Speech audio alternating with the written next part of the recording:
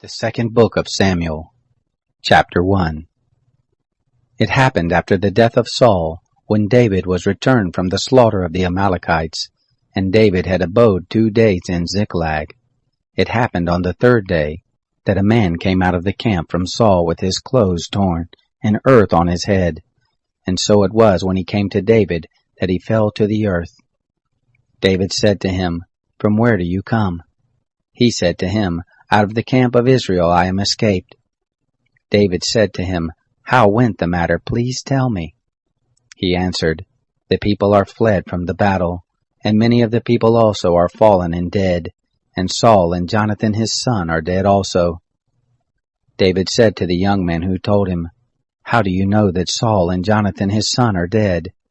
The young man who told him said, "As I happened by chance on Mount Gilboa, behold, Saul was leaning on his spear, and the chariots and the horsemen followed hard after him. When he looked behind him, he saw me and called to me. I answered, 'Here I am.' He said to me, 'Who are you?' I answered him, 'I am an Amalekite.' He said to me, 'Stand, I pray you, beside me and kill me, for anguish has taken hold of me, because my life is yet whole in me.' So I stood beside him and killed him, because I was sure that he could not live after that he was fallen. And I took the crown that was on his head, and the bracelet that was on his arm, and have brought them here to my lord." Then David took hold on his clothes and tore them, and likewise all the men who were with him, and they mourned, and wept, and fasted until evening for Saul, and for Jonathan his son, and for the people of the Lord, and for the house of Israel, because they were fallen by the sword. David said to the young men who told him, "Where are you from?" He answered, "I am the son of a foreigner, an Amalekite." David said to him, "How were you not afraid to put forth your hand to destroy the Lord's anointed?" David called one of the young men and said, "Go near and fall on him." He struck him so that he died. David said to him, "Your blood be on your head, for your own mouth testified against you, saying, 'I have slain the Lord's anointed.'" David lamented with his lamentation over Saul and over Jonathan his son. And he asked them to teach the children of Judah the song of the bow. Behold, it is written in the book of Jashar, "Your glory, Israel, is slain on your high places. How the mighty are fallen. Don't tell it in Gath. Don't publish it in the streets of Ashkelon, lest the daughters of the Philistines rejoice, lest the daughters of the uncircumcised triumph.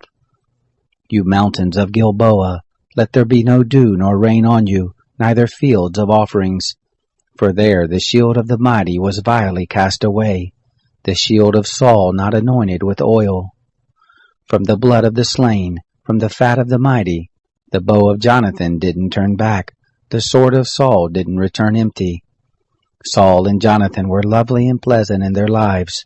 In their death they were not divided. They were swifter than eagles, they were stronger than lions. You daughters of Israel, weep over Saul, who clothed you in scarlet delicately, who put ornaments of gold on your clothing. How are the mighty fallen in the midst of the battle? Jonathan is slain on your high places. I am distressed for you, my brother Jonathan. Very pleasant have you been to me. Your love to me was wonderful, passing the love of women. How are the mighty fallen? The weapons of war perished. Chapter 2. It happened after this, that David inquired of the Lord, saying, "Shall I go up into any of the cities of Judah?" The Lord said to him, "Go up." David said, "Where shall I go?" He said, "To Hebron." So David went there, and his 2 wives also, Ahinoam the Jezreelitess, and Abigail the wife of Nabal the Carmelite. His men who were with him David brought also, every man with his household, and they lived in the cities of Hebron. The men of Judah came, and there they anointed David king over the house of Judah. They told David, saying, "The men of Jabesh Gilead were those who buried Saul." David sent messengers to the men of Jabesh Gilead, and said to them, "Blessed are you of the Lord, that you have shown this kindness to your Lord, even to Saul, and have buried him. Now the Lord show loving kindness and truth to you, and I also will return this kindness to you, because you have done this thing." Now therefore let your hands be strong, and be valiant, for Saul your lord is dead, and also the house of Judah have anointed me king over them. Now Abner, the son of Ner, captain of Saul's host, had taken Ishbosheth, the son of Saul, and brought him over to Mahanaim. And he made him king over Gilead, and over the Asherites, and over Jezreel, and over Ephraim, and over Benjamin, and over all Israel. Ishbosheth, Saul's son, was 40 years old when he began to reign over Israel, and he reigned 2 years. But the house of Judah followed David. The time that David was king in Hebron over the house of Judah was 7 years and 6 months. Abner, the son of Ner, and the servants of Ishbosheth, the son of Saul, went out from Mahanaim to Gibeon. Joab, the son of Zeruiah, and the servants of David went out and met them by the pool of Gibeon, and they sat down, the one on the one side of the pool, and the other on the other side of the pool. Abner said to Joab, "Please let the young men arise and play before us." Joab said, "Let them arise." Then they arose and went over by number, 12 for Benjamin, and for Ishbosheth the son of Saul, and 12 for the servants of David. They caught every one his fellow by the beard, and thrust his sword in his fellow's side, so they fell down together. Therefore that place was called Helkath Hazorim, which is in Gibeon. The battle was very severe that day, and Abner was beaten, and the men of Israel before the servants of David. The 3 sons of Zeruiah were there, Joab, and Abishai, and Asahel. Asahel was light of foot as a wild gazelle. Asahel pursued after Abner, and in going he didn't turn to the right hand nor to the left from following Abner. Then Abner looked behind him and said, "Is it you, Asahel?" He answered, "It is I." Abner said to him, "Turn aside to your right hand or to your left, and lay hold on one of the young men and take his armor." But Asahel would not turn aside from following him. Abner again said to Asahel, "Turn aside from following me. Why should I strike you to the ground? How then should I hold up my face to Joab your brother?" However, he refused to turn aside. Therefore Abner, with the back end of the spear, struck him in the body, so that the spear came out behind him, and he fell down there and died in the same place. And it happened that as many as came to the place where Asahel fell down and died stood still. But Joab and Abishai pursued after Abner, and the sun went down when they were come to the hill of Ammah, that lies before Giah by the way of the wilderness of Gibeon. The children of Benjamin gathered themselves together after Abner, and became one band, and stood on the top of a hill. Then Abner called to Joab and said, "Shall the sword devour forever? Don't you know that it will be bitterness in the latter end? How long shall it be then before you bid your people return from following their brothers?"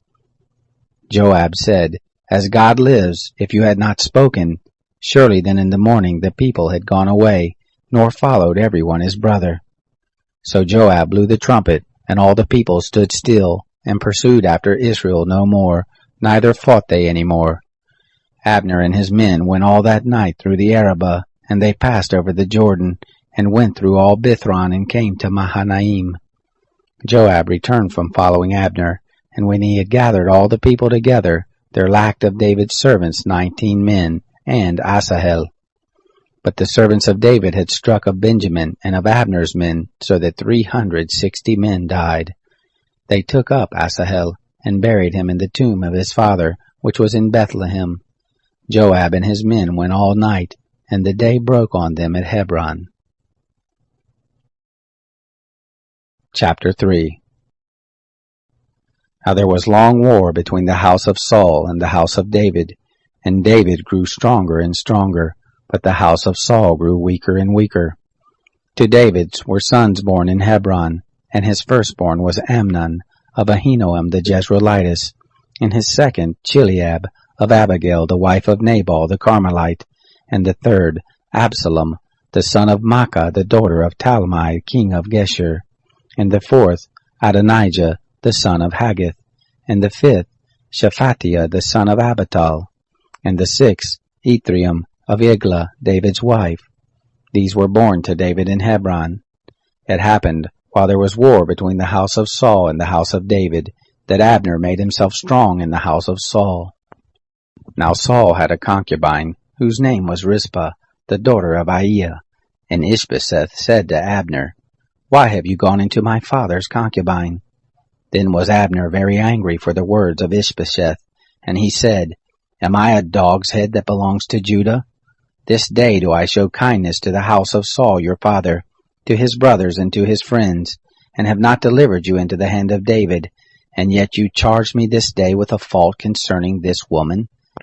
God do so to Abner, and more also, if, as the Lord has sworn to David, I don't do even so to him, to transfer the kingdom from the house of Saul, and to set up the throne of David over Israel and over Judah, from Dan even to Beersheba. He could not answer Abner another word, because he feared him. Abner sent messengers to David on his behalf, saying, Whose is the land? Saying also, Make your league with me, and behold, my hand shall be with you, to bring about all Israel to you. He said, Well, I will make my league with you, but one thing I require of you, that is, you shall not see my face, except you first bring Michal, Saul's daughter, when you come to see my face. David sent messengers to Ishbosheth, Saul's son, saying, Give me my wife Michal, whom I pledged to be married to me for 100 foreskins of the Philistines. Ishbosheth sent and took her from her husband, even from Paltiel the son of Laish. Her husband went with her, weeping as he went, and followed her to Bahurim. Then Abner said to him, Go, return. And he returned. Abner had communication with the elders of Israel, saying, In times past you sought for David to be king over you. Now then do it. For the Lord has spoken of David, saying, By the hand of my servant David I will save my people Israel out of the hand of the Philistines, and out of the hand of all their enemies. Abner also spoke in the ears of Benjamin, and Abner went also to speak in the ears of David in Hebron, all that seemed good to Israel, and to the whole house of Benjamin. So Abner came to David to Hebron, and 20 men with him. David made Abner and the men who were with him a feast. Abner said to David, I will arise and go, and will gather all Israel to my lord the king, that they may make a covenant with you, and that you may reign over all that your soul desires. David sent Abner away, and he went in peace. Behold, the servants of David and Joab came from a foray, and brought in great spoil with them. But Abner was not with David in Hebron, for he had sent him away, and he was gone in peace.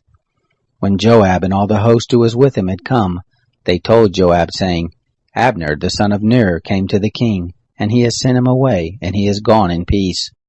Then Joab came to the king and said, What have you done? Behold, Abner came to you. Why is it that you have sent him away, and he is quite gone? You know Abner the son of Ner, that he came to deceive you, and to know your going out and your coming in, and to know all that you do. When Joab was come out from David, he sent messengers after Abner, and they brought him back from the well of Sirah, but David didn't know it. When Abner was returned to Hebron, Joab took him aside into the midst of the gate to speak with him quietly, and struck him there in the body, so that he died, for the blood of Asahel his brother. Afterward, when David heard it, he said, I and my kingdom are guiltless before the Lord forever of the blood of Abner the son of Ner. Let it fall on the head of Joab, and on all his father's house, and let there not fail from the house of Joab one who has an issue, or is a leper, or who leans on a staff, or who falls by the sword, or who lacks bread. So Joab and Abishai his brother killed Abner, because he had killed their brother Asahel at Gibeon in the battle. David said to Joab and to all the people who were with him, Tear your clothes, and put on sackcloth, and mourn before Abner. King David followed the bier. They buried Abner in Hebron, and the king lifted up his voice, and wept at the grave of Abner, and all the people wept. The king lamented for Abner, and said, Should Abner die as a fool dies?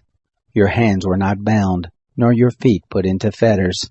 As a man falls before the children of iniquity, so did you fall. All the people wept again over him. All the people came to cause David to eat bread while it was yet day. But David swore, saying, God do so to me, and more also, if I taste bread or anything else, until the sun goes down. All the people took notice of it, and it pleased them, as whatever the king did pleased all the people. So all the people and all Israel understood that day that it was not of the king to kill Abner the son of Ner.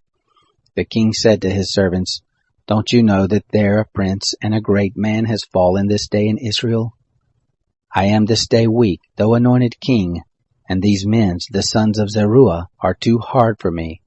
May the Lord reward the evildoer according to his wickedness. Chapter 4. When Ishbosheth, Saul's son, heard that Abner was dead in Hebron, his hands became feeble, and all the Israelites were troubled. Ishbosheth, Saul's son, had 2 men who were captains of bands. The name of the one was Baanah, and the name of the other Rechab, the sons of Rimmon the Beerothite, of the children of Benjamin. For Beeroth also is reckoned to Benjamin, and the Beerothites fled to Gittaim, and have lived there as foreigners until this day. Now Jonathan, Saul's son, had a son who was lame of his feet. He was 5 years old when the news came of Saul and Jonathan out of Jezreel, and his nurse took him up and fled. And it happened, as she made haste to flee, that he fell and became lame. His name was Mephibosheth. The sons of Rimmon the Beerothite, Rechab and Baanah, went and came about the heat of day to the house of Ishbosheth, as he took his rest at noon. They came there into the midst of the house, as though they would have fetched wheat, and they struck him in the body, and Rechab and Baanah his brother escaped. Now when they came into the house, as he lay on his bed in the bedchamber, they struck him and killed him, and beheaded him, and took his head, and went by the way of the Arabah all night. They brought the head of Ishbosheth to David to Hebron, and said to the king, Behold, the head of Ishbosheth, the son of Saul, your enemy, who sought your life. And the Lord has avenged my lord the king this day of Saul and of his seed. David answered Rechab and Baanah his brother, the sons of Rimmon the Beerothite, and said to them, As the Lord lives, who has redeemed my soul out of all adversity, when one told me, saying, Behold, Saul is dead, thinking to have brought good news, I took hold of him and killed him in Ziklag, which was the reward I gave him for his news. How much more, when wicked men have slain a righteous person in his own house on his bed, shall I not now require his blood of your hand, and take you away from the earth? David commanded his young men, and they killed them, and cut off their hands and their feet, and hanged them up beside the pool in Hebron. But they took the head of Ishbosheth, and buried it in the grave of Abner in Hebron. Chapter 5. Then came all the tribes of Israel to David to Hebron, and spoke, saying, Behold, we are your bone and your flesh. In times past, when Saul was king over us, it was you who led out and brought in Israel, and the Lord said to you, You shall be shepherd of my people Israel, and you shall be prince over Israel.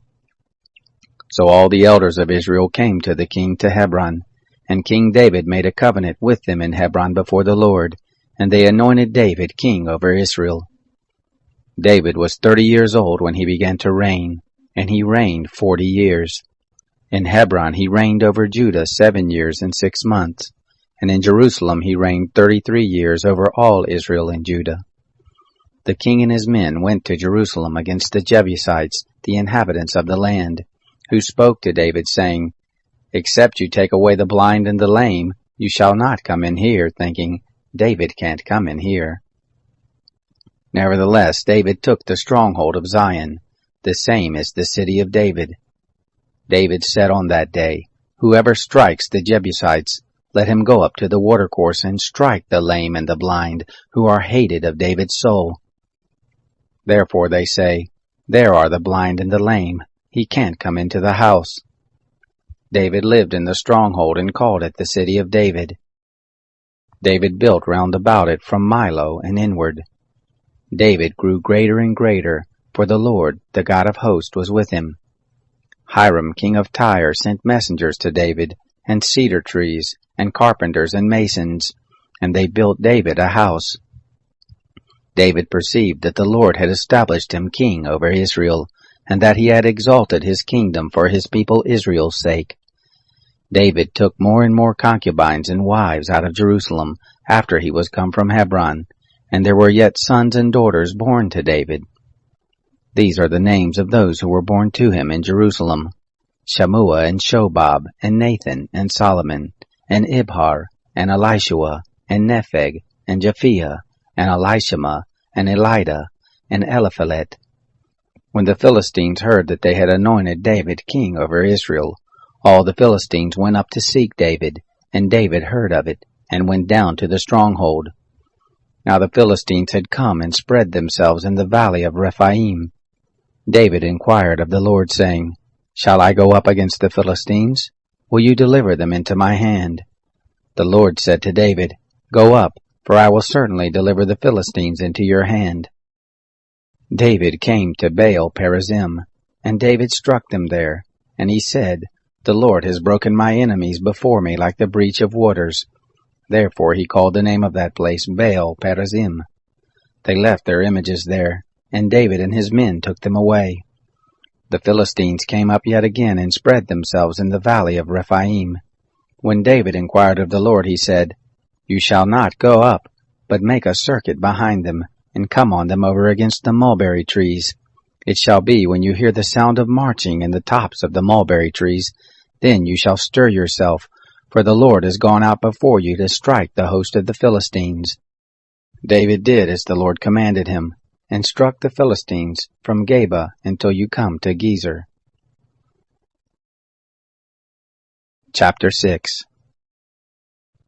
David again gathered together all the chosen men of Israel, 30,000. David arose and went with all the people who were with him from Baal, Judah, to bring up from there the ark of God, which is called by the name, even the name of the Lord of armies, who sits above the cherubim.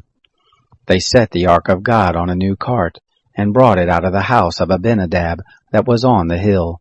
And Uzzah and Ahio, the sons of Abinadab, drove the new cart. They brought it out of the house of Abinadab which was in the hill with the ark of God, and Ahio went before the ark.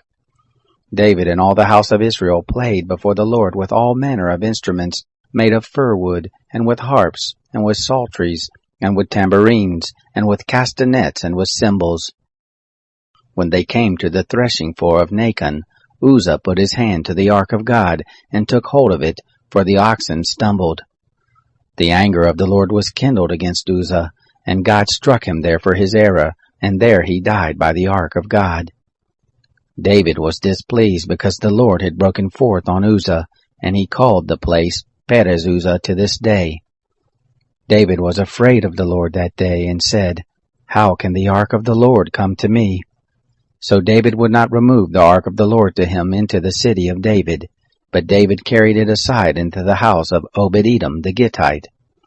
The ark of the Lord remained in the house of Obed-Edom the Gittite 3 months, and the Lord blessed Obed-Edom and all his house. It was told King David, saying, The Lord has blessed the house of Obed-Edom and all that pertains to him, because the ark of God is there. David went and brought up the ark of God from the house of Obed-Edom into the city of David with joy. It was so that when those who bore the ark of the Lord had gone 6 paces, he sacrificed an ox and a fattened calf. David danced before the Lord with all his might, and David was girded with a linen ephod. So David and all the house of Israel brought up the ark of the Lord with shouting and with the sound of the trumpet. It was so, as the ark of the Lord came into the city of David, that Michal, the daughter of Saul, looked out at the window, and saw King David leaping and dancing before the Lord, and she despised him in her heart. They brought in the ark of the Lord, and set it in its place, in the midst of the tent that David had pitched for it. And David offered burnt offerings and peace offerings before the Lord. When David had made an end of offering the burnt offerings and the peace offerings, he blessed the people in the name of the Lord of armies. He dealt among all the people, even among the whole multitude of Israel, both to men and women, to every one a cake of bread, and a portion of flesh, and a cake of raisins. So all the people departed, every one to his house. Then David returned to bless his household. Michal, the daughter of Saul, came out to meet David and said, How glorious was the king of Israel today, who uncovered himself today in the eyes of the handmaids of his servants, as one of the vain fellows shamelessly uncovers himself. David said to Michal, It was before the Lord, who chose me above your father, and above all his house, to appoint me prince over the people of the Lord, over Israel. Therefore will I dance before the Lord. I will be yet more vile than this, and will be base in my own sight. But of the handmaids of whom you have spoken, they shall honor me. Michal, the daughter of Saul, had no child to the day of her death. Chapter 7. It happened, when the king lived in his house, and the Lord had given him rest from all his enemies round about, that the king said to Nathan the prophet, See now, I dwell in a house of cedar, but the ark of God dwells within curtains. Nathan said to the king, Go, do all that is in your heart, for the Lord is with you. It happened the same night that the word of the Lord came to Nathan, saying, Go and tell my servant David, Thus says the Lord, Shall you build a house for me to dwell in? For I have not lived in a house since the day that I brought up the children of Israel out of Egypt, even to this day, but I have walked in a tent.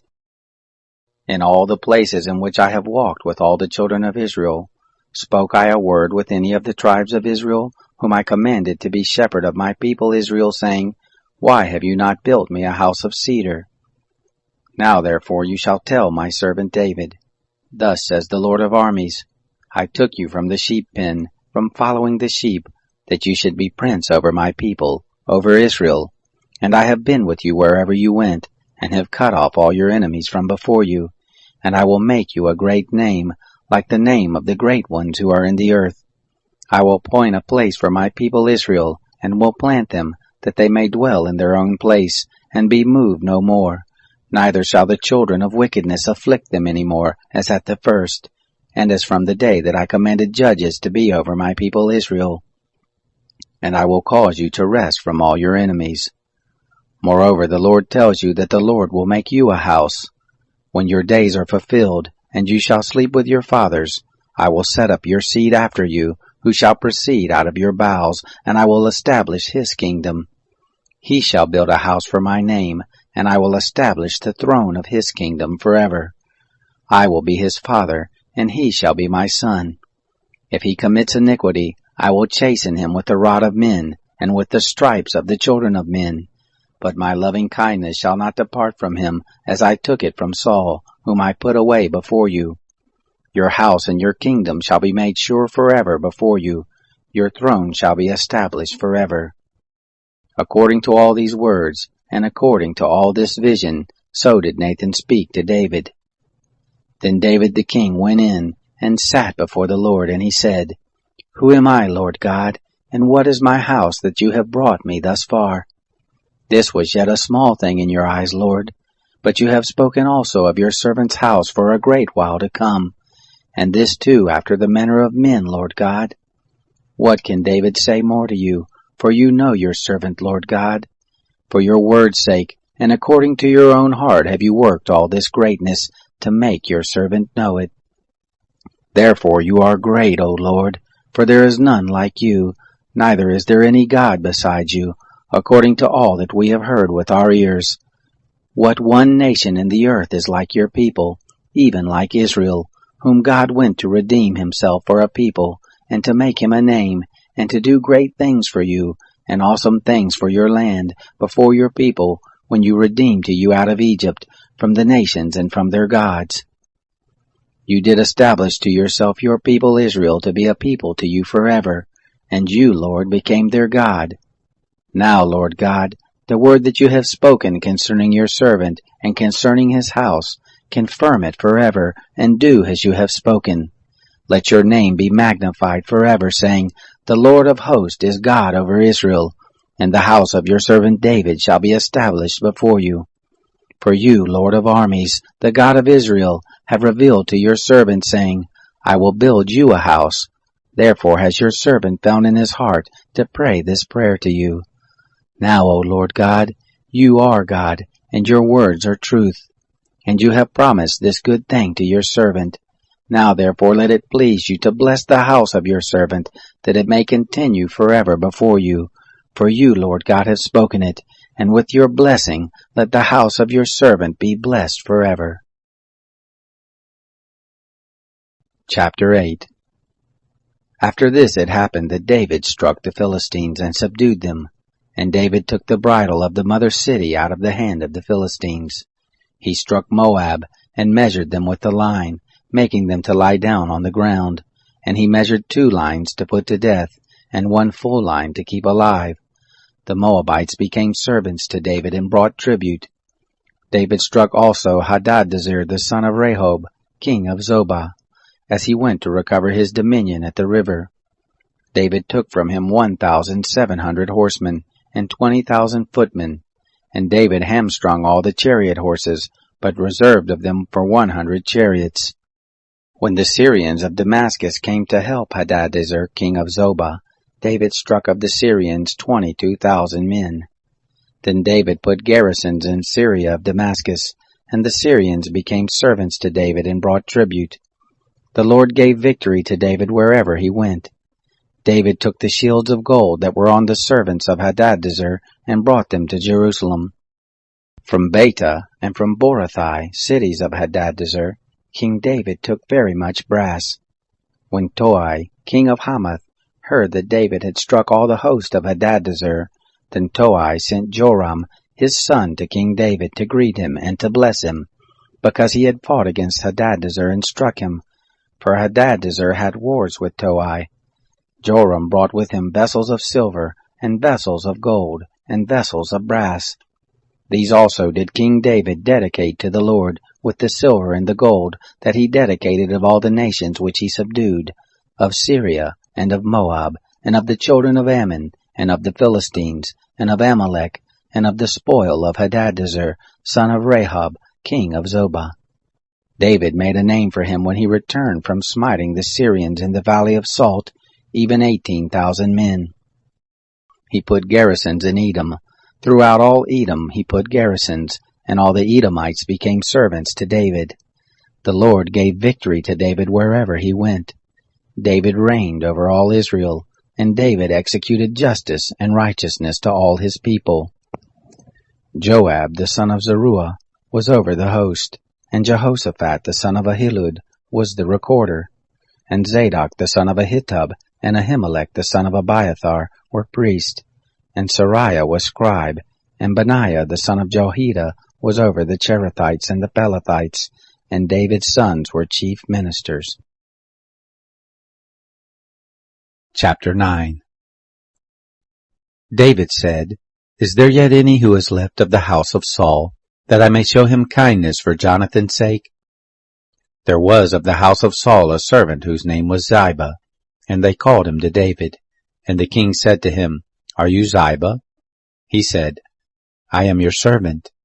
The king said, Is there not yet any of the house of Saul, that I may show the kindness of God to him?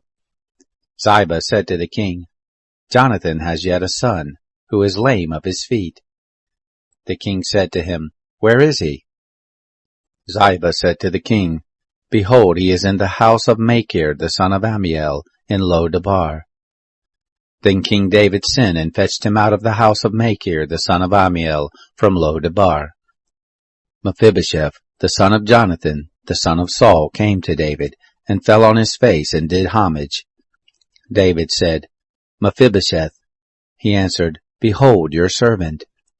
David said to him, Don't be afraid, for I will surely show you kindness for Jonathan your father's sake, and will restore to you all the land of Saul your father, and you shall eat bread at my table continually. He did homage again and said, What is your servant that you should look on such a dead dog as I am? Then the king called to Ziba Saul's servant and said to him, All that pertained to Saul and to all his house have I given to your master's son. You shall till the land for him, you and your sons and your servants, and you shall bring in the fruits, that your master's son may have bread to eat. But Mephibosheth, your master's son, shall eat bread always at my table. Now Ziba had 15 sons and 20 servants. Then Ziba said to the king, According to all that my lord the king commands his servant, so shall your servant do. As for Mephibosheth, the king said, He shall eat at my table as one of the king's sons. Mephibosheth had a young son whose name was Micah. All that lived in the house of Ziba were servants to Mephibosheth. So Mephibosheth lived in Jerusalem, for he ate continually at the king's table. He was lame in both his feet. Chapter 10. It happened after this, that the king of the children of Ammon died, and Hanun his son reigned in his place. David said, I will show kindness to Hanun the son of Nahash, as his father showed kindness to me.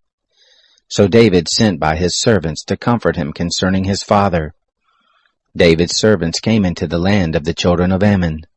But the princes of the children of Ammon said to Hanun their lord, Do you think that David honors your father, and that he has sent comforters to you? Hasn't David sent his servants to you to search the city, and to spy it out, and to overthrow it? So Hanun took David's servants, and shaved off the one half of their beards, and cut off their garments in the middle, even to their buttocks, and sent them away. When they told it to David, he sent to meet them, for the men were greatly ashamed. The king said, Wait at Jericho until your beards be grown, and then return. When the children of Ammon saw that they were become odious to David, the children of Ammon sent and hired the Syrians of Beth-Rehob, and the Syrians of Zobah, 20,000 footmen, and the king of Maacah with 1,000 men, and the men of Tob, 12,000 men. When David heard of it, he sent Joab and all the host of the mighty men.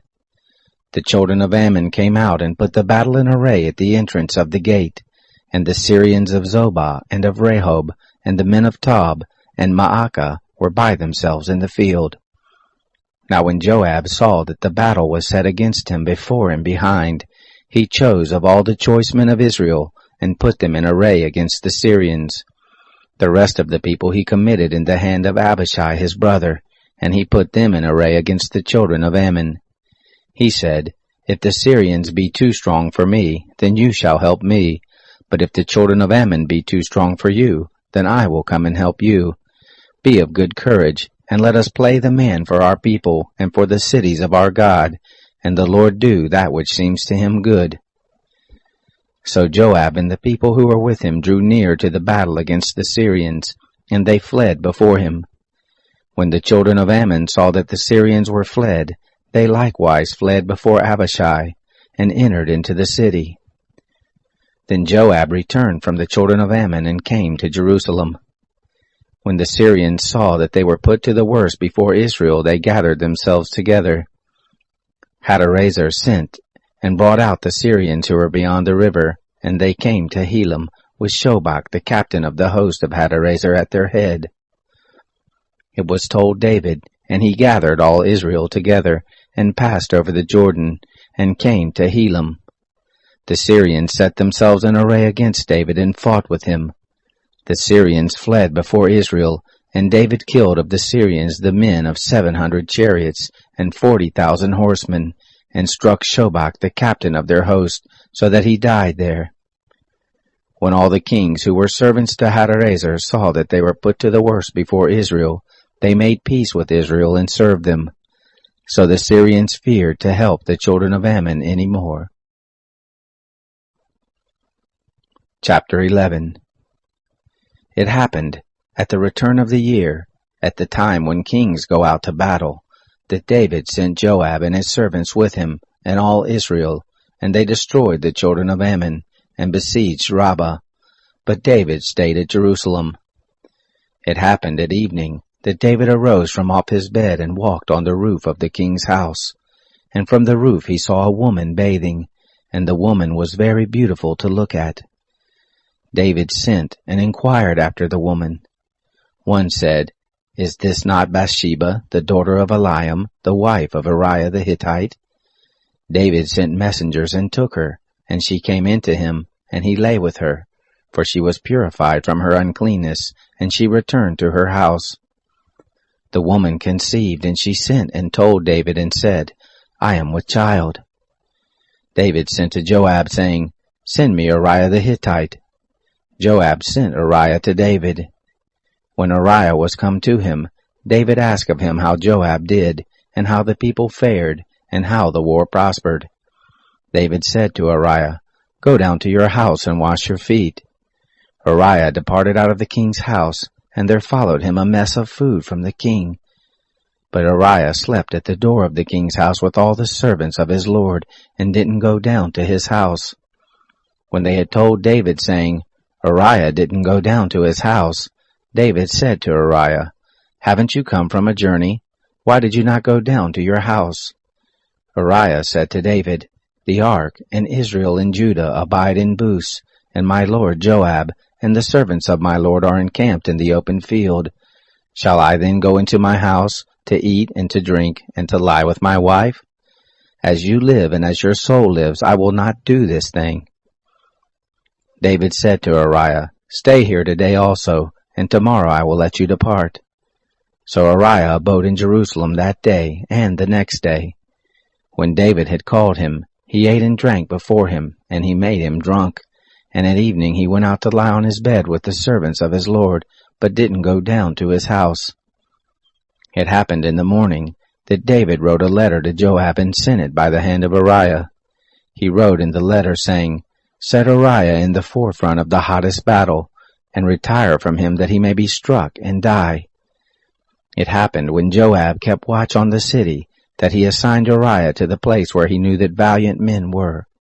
The men of the city went out and fought with Joab, and there fell some of the people, even of the servants of David, and Uriah the Hittite died also.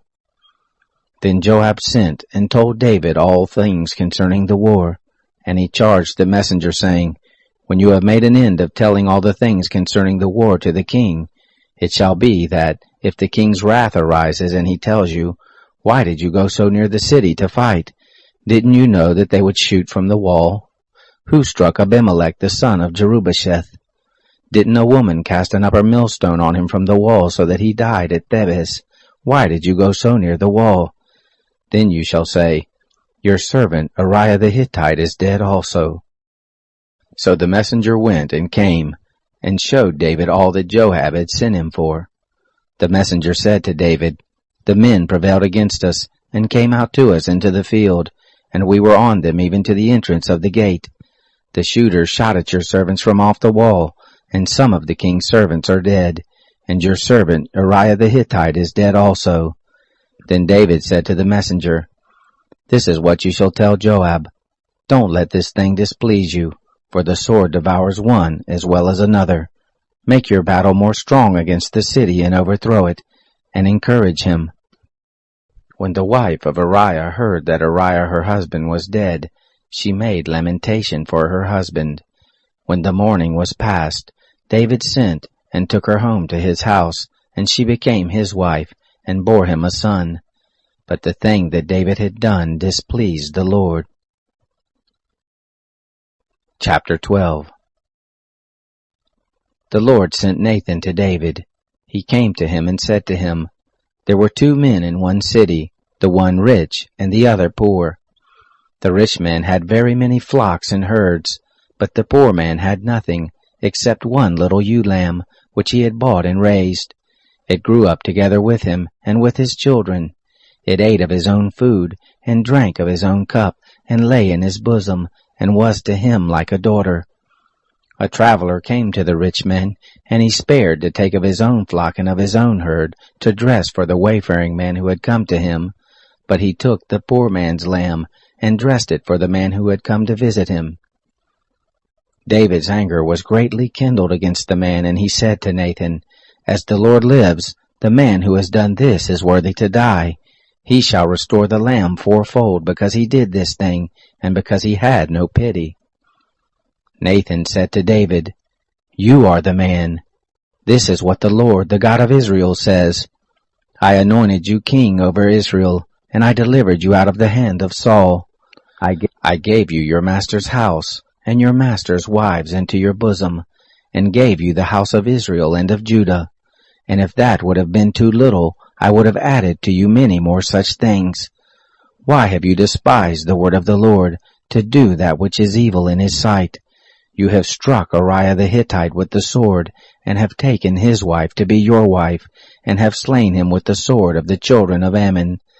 Now therefore the sword will never depart from your house, because you have despised me, and have taken the wife of Uriah the Hittite to be your wife. This is what the Lord says, Behold, I will raise up evil against you out of your own house, and I will take your wives before your eyes, and give them to your neighbor, and he will lie with your wives in the sight of this sun. For you did it secretly, but I will do this thing before all Israel and before the sun." David said to Nathan, "I have sinned against the Lord." Nathan said to David, "The Lord also has put away your sin. You will not die. However, because by this deed you have given great occasion to the Lord's enemies to blaspheme, the child also who is born to you shall surely die." Nathan departed to his house. The Lord struck the child that Uriah's wife bore to David, and it was very sick. David therefore begged God for the child, and David fasted, and went in, and lay all night on the earth. The elders of his house arose and stood beside him to raise him up from the earth, but he would not, neither did he eat bread with them.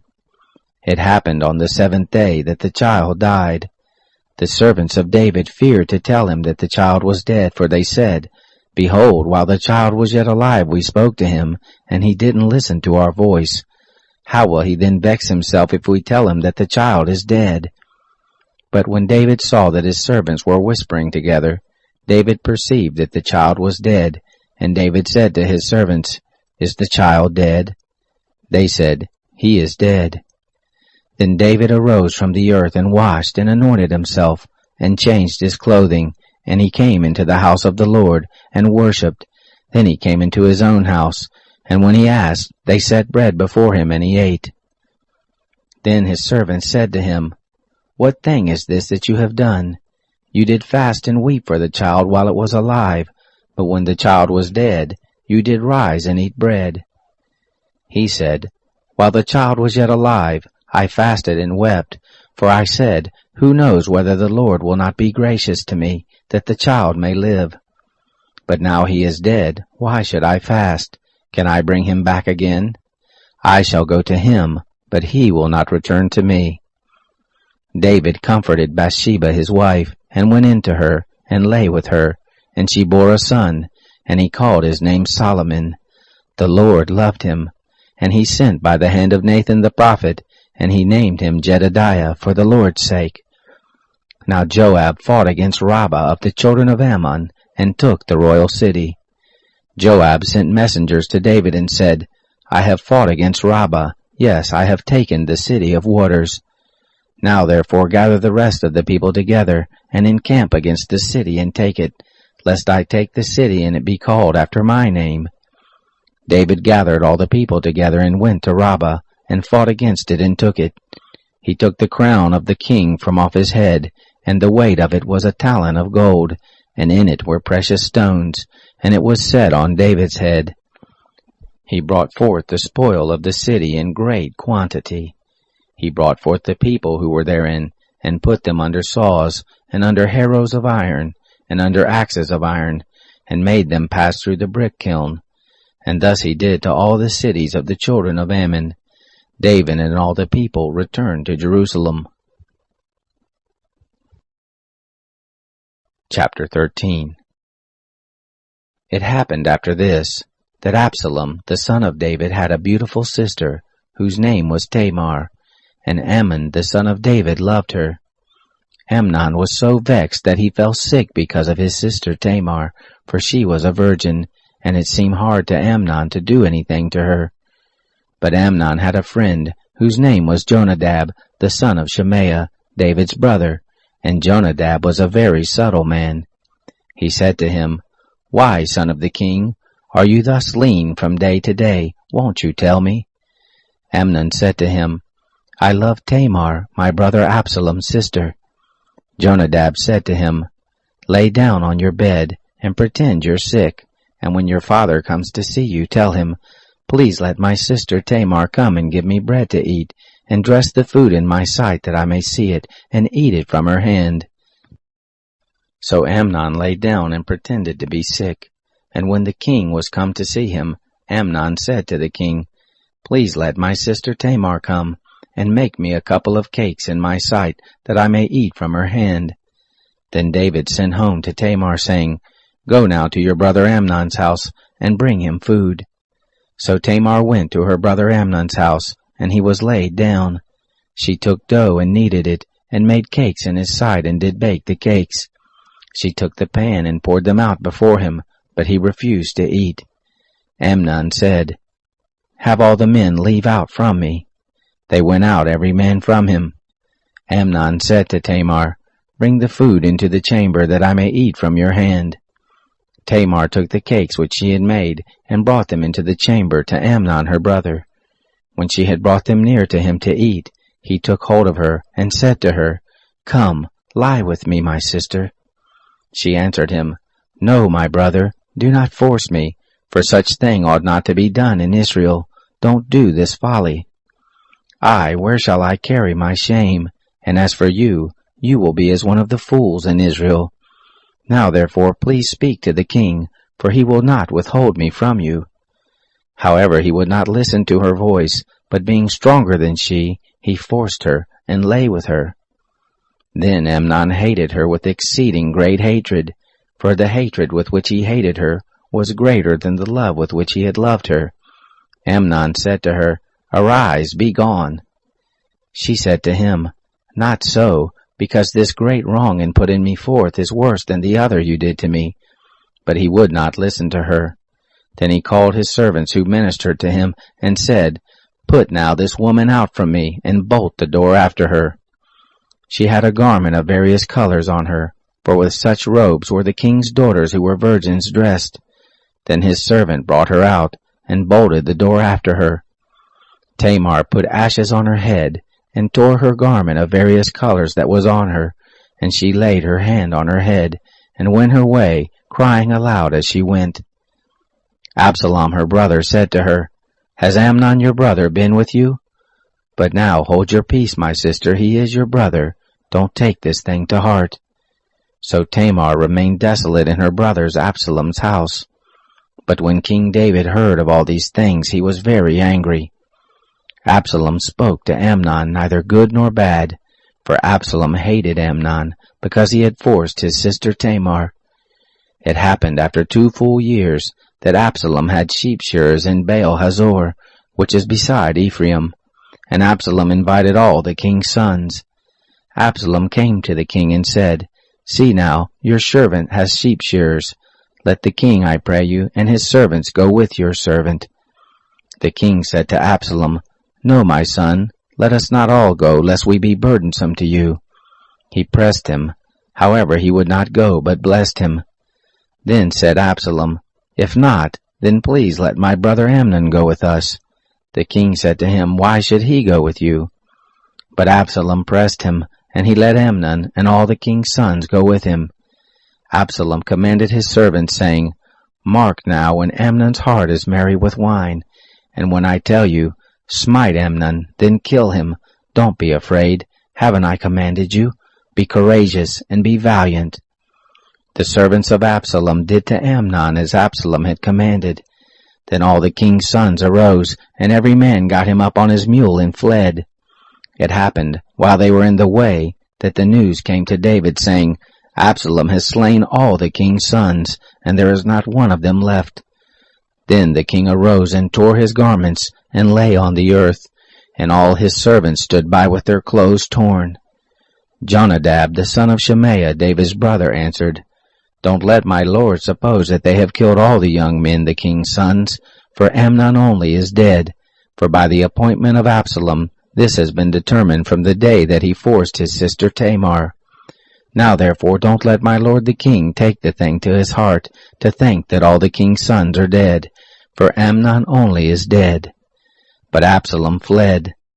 The young man who kept the watch lifted up his eyes and looked, and behold, there came much people by the way of the hillside behind him. Jonadab said to the king, "Behold, the king's sons are come, as your servant said, so it is." It happened, as soon as he had made an end of speaking, that behold, the king's sons came, and lifted up their voice and wept, and the king also and all his servants wept very greatly. But Absalom fled, and went to Talmai, the son of Ammihur, king of Geshur. David mourned for his son every day. So Absalom fled and went to Geshur, and was there 3 years. The soul of King David longed to go forth to Absalom, for he was comforted concerning Amnon, seeing he was dead. Chapter 14. Now Joab, the son of Zeruiah, perceived that the king's heart was toward Absalom. Joab sent to Tekoa, and fetched there a wise woman, and said to her, Please act like a mourner, and put on mourning clothing. Please, and don't anoint yourself with oil, but be as a woman who has a long time mourned for the dead, and go into the king, and speak to him in this manner. So Joab put the words in her mouth. When the woman of Tekoa spoke to the king, she fell on her face to the ground, and did obeisance, and said, Help, O king. The king said to her, What ails you? She answered, Of a truth I am a widow, and my husband is dead. Your handmaid had 2 sons, and they strove together in the field, and there was none to part them. But the one struck the other and killed him. Behold, the whole family is risen up against your handmaid, and they say, Deliver him who struck his brother, that we may kill him for the life of his brother whom he killed. And so they destroy the heir also. Thus will they quench my coal that is left, and leave to my husband neither name nor remainder on the surface of the earth.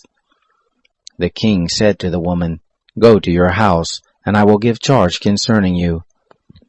The woman of Tekoa said to the king, My lord, O king, the iniquity be on me and on my father's house, and the king and his throne be guiltless.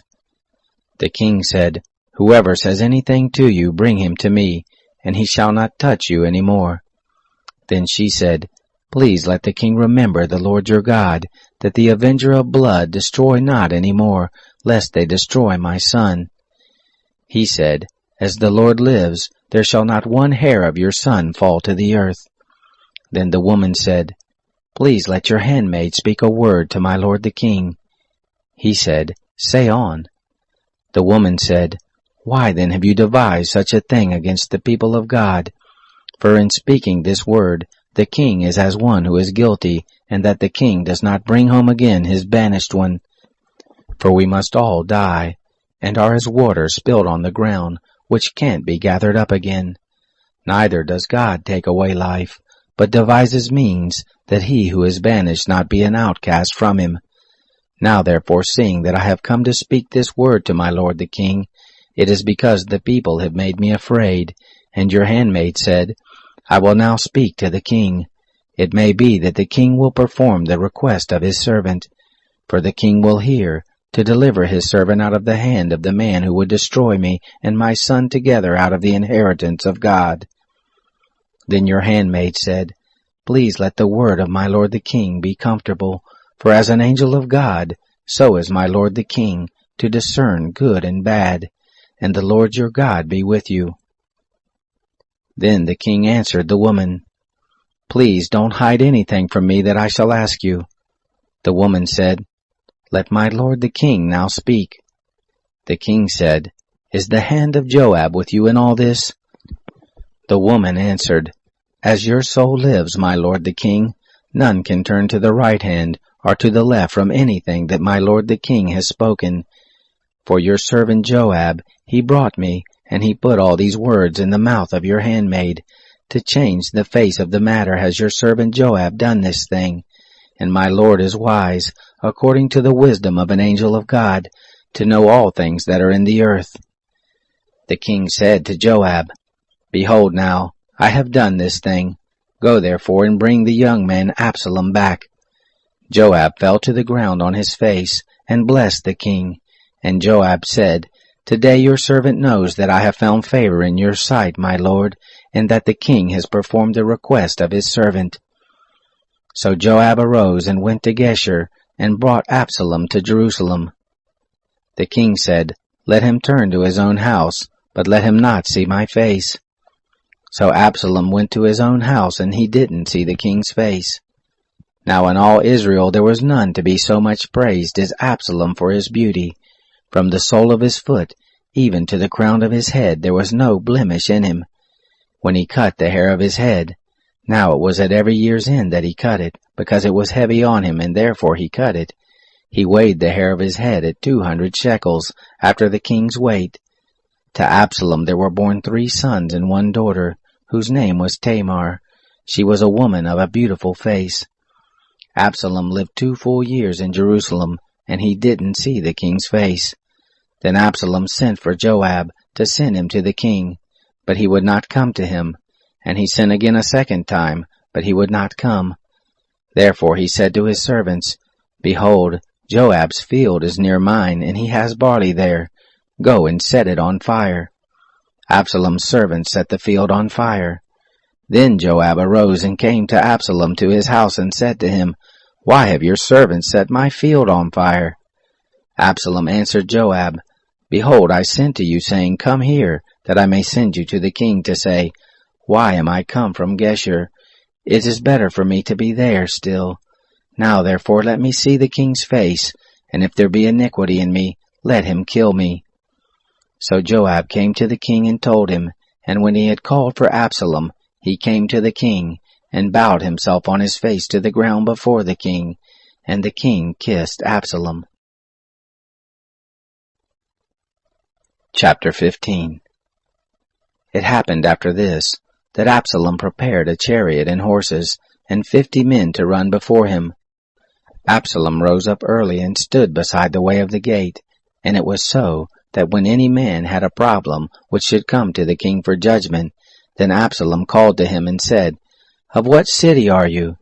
He said, Your servant is one of the tribes of Israel. Absalom said to him, Behold, your matters are good and right, but there is no man deputized of the king to hear you. Absalom said moreover, Oh, that I were made judge in the land, that every man who has any problem or cause might come to me, and I would do him justice. It was so, that when any man came near to do him obeisance, he put forth his hand, and took hold of him, and kissed him. In this manner Absalom did to all Israel who came to the king for judgment. So Absalom stole the hearts of the men of Israel.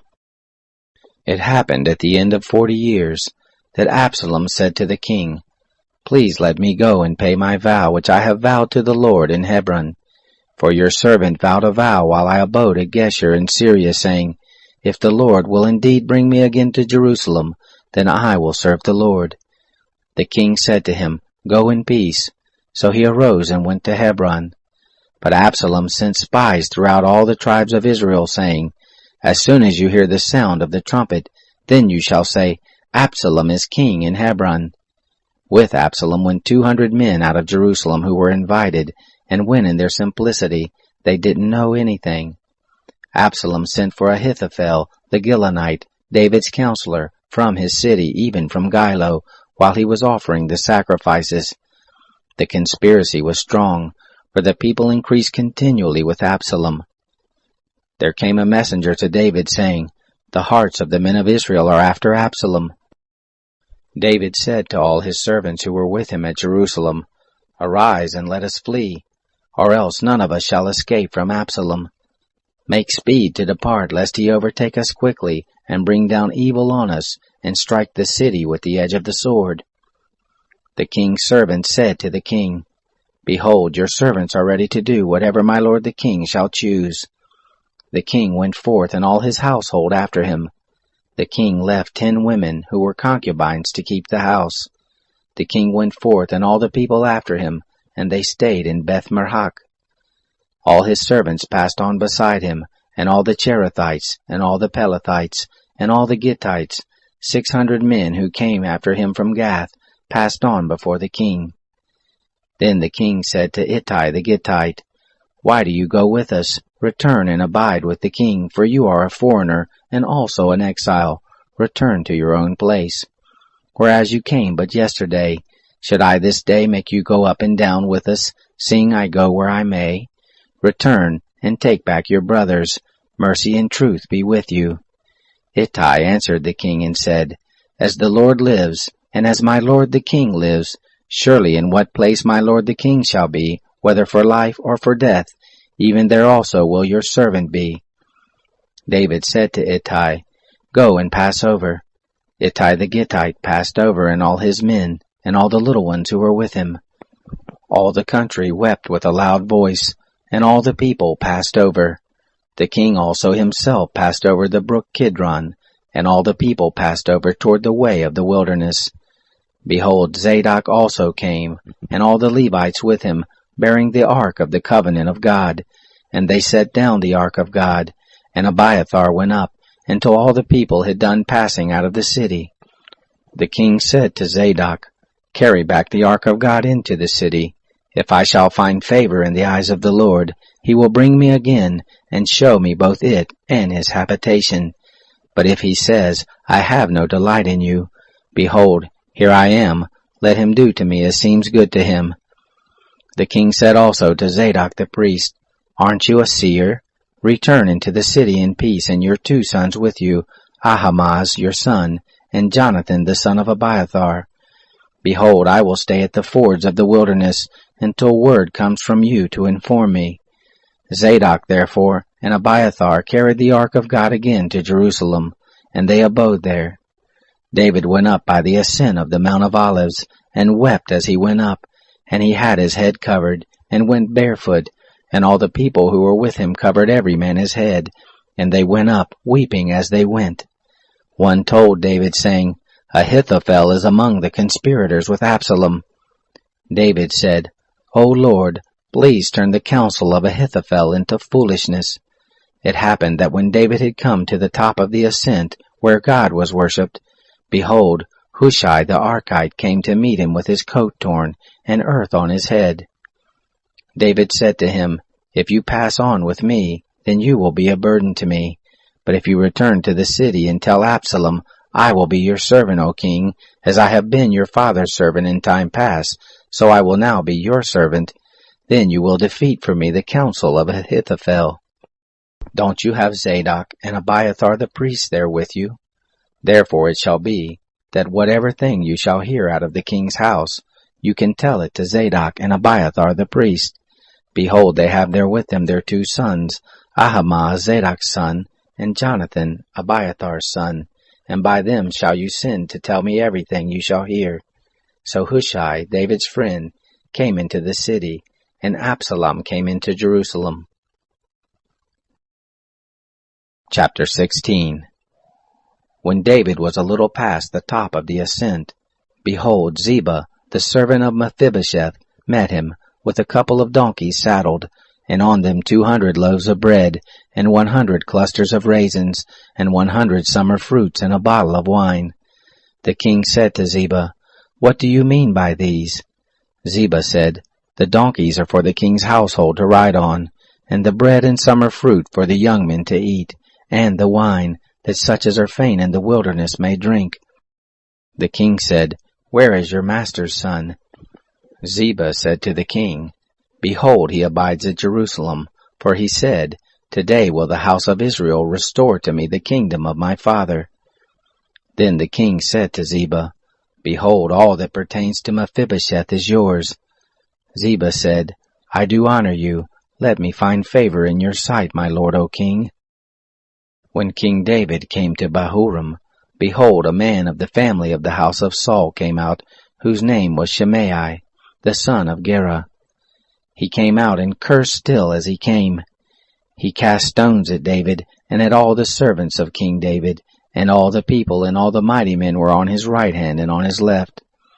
Thus said Shimei when he cursed, Be gone, you men of blood and base fellow.